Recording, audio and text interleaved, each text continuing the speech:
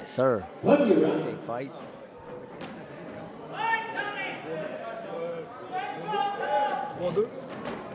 Savoie qui a gagné 3-2. Tommy Barnes contre Serge Ntetu. Serge Ntetu, le frère de Francis Ntetu, un ancien champion national.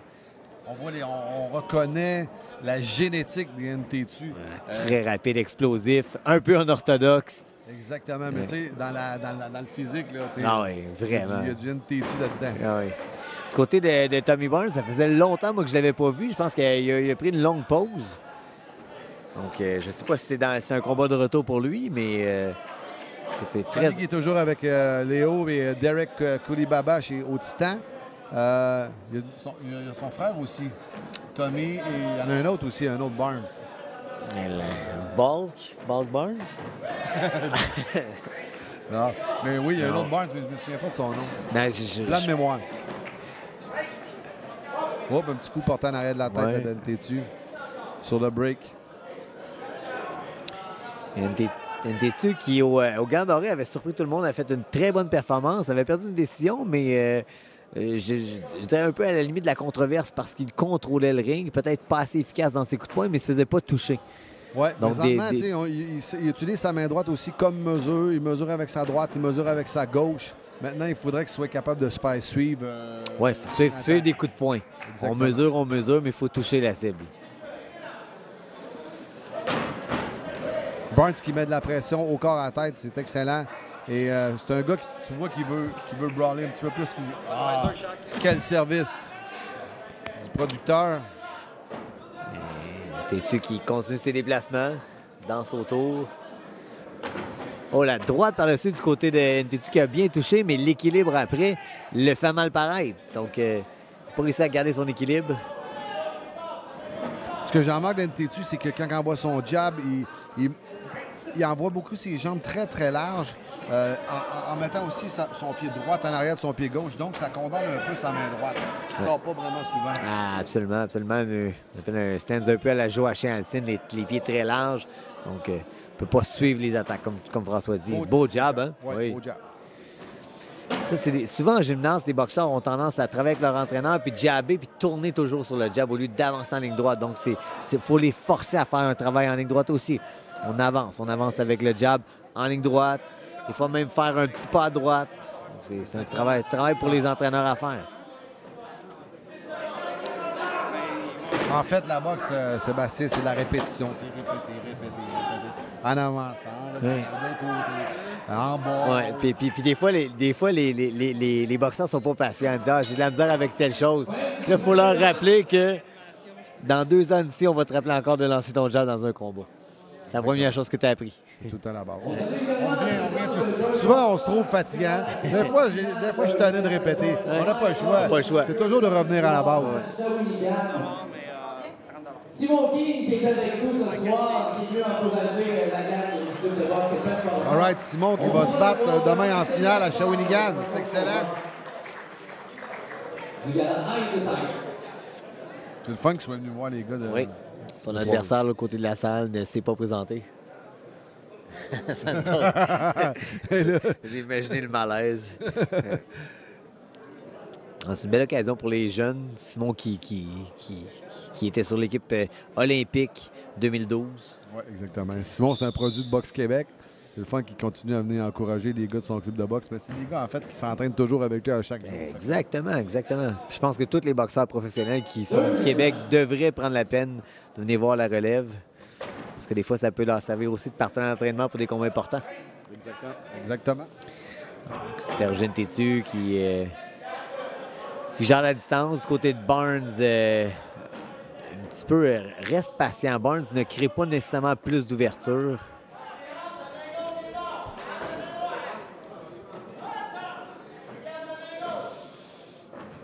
Barnes contrôle à distance. Oh, petit coup de poing gratuit, mais il fait payer le prix. Le manque d'équilibre de Serge Ntetu, lui, le punit. Oh, il s'est exposé. Ntetu s'est exposé là, avec cette droite-là, de recevoir lui-même une méchante droite. C'est dommage parce que c'est ça, il touche avec de beaux coups de poing, mais c'est ça, le manque d'équilibre, manque de mouvement de tête après ses attaques. Tu sais, le déplacement que je te disais là, vers la gauche, qui a son pied droit, qui s'en va en arrière de son pied Toujours, gauche. à chaque fois. Donc, tu sais, après son crochet de gauche ou son jab, il est condamné pour... Il ne peut pas envoyer une Il main n'y a droite. plus de main droite, il ne peut pas esquiver non plus à gauche. Si on le voit en perte d'équilibre.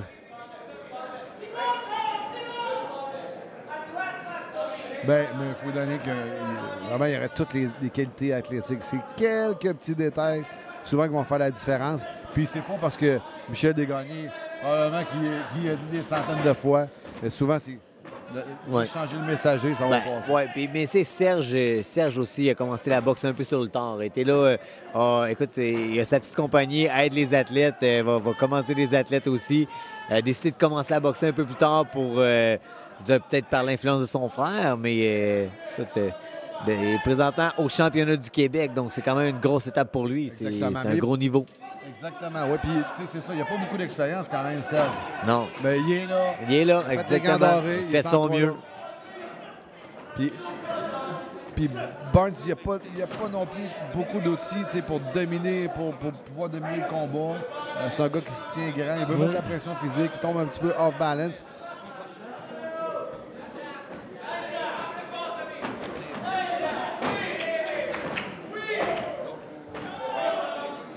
C'est une perte d'équilibre.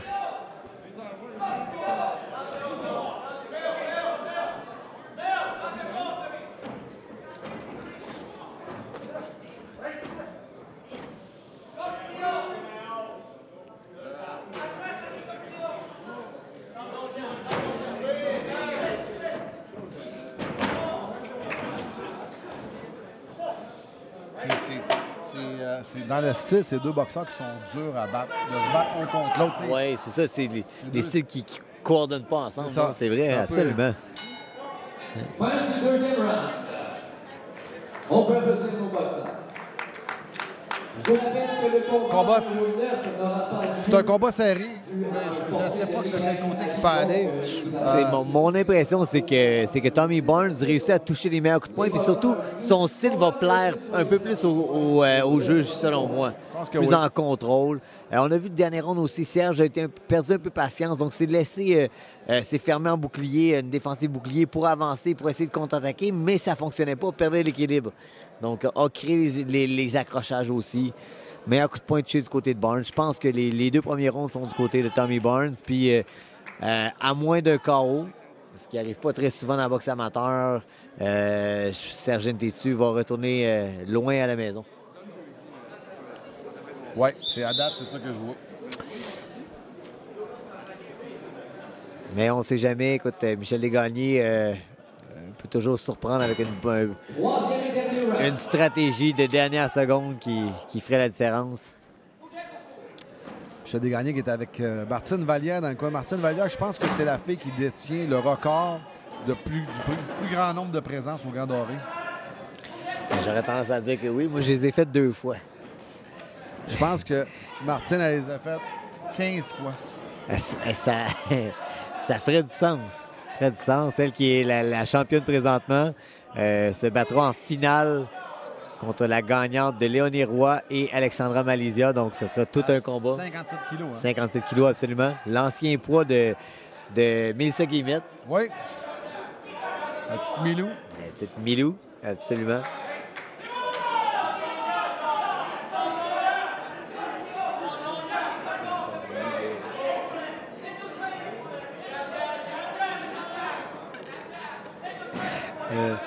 Donc, on a vu. Oh, belle droite par-dessus. Barnes qui place la droite par-dessus. Serge est plus agressif. Oui, c'est ça. Serge qui met beaucoup plus de pression. Heureusement, on n'a pas la...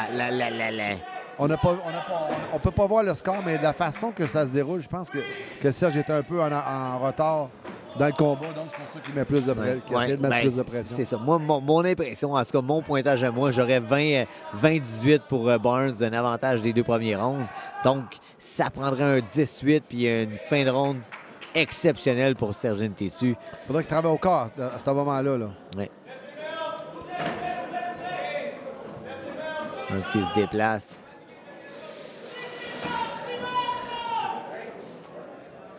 C'est des combats un petit physique pour rien pour du côté de Tommy Barnes. Il n'a pas besoin d'être si physique que ça. Il dépense beaucoup d'énergie. Il reste encore 2 autres combats pour la fin de semaine minimum. Exactement. Il pourrait juste s'installer avec son jab puis faire manquer. Exactement. Parce que les coups sont larges, sont prévisibles. C'est beau 1-2 sur les gants, mais au moins esquive ensuite, mais il reste trop longtemps. On esquive une fois, un coup de poing, 2 fois. 3e fois, si tu es encore sur place, tu vas te faire toucher. Non, exactement. Un coup, tu l'as évité. Step back. Ouais, exactement. On 700-0. Ouais. Et Freddie Roach avec Georges Saint-Pierre lui disait, quand tu es dans la poche à l'intérieur, 1 coup, 2 coups, sors, va te promener, accroche, mais reste pas là. Reste pas là. Le désastre est là, est très proche. Beaucoup de fatigue. Cantedu a donné beaucoup d'énergie au début de ce round-là. Il semble très fatigué. Oh.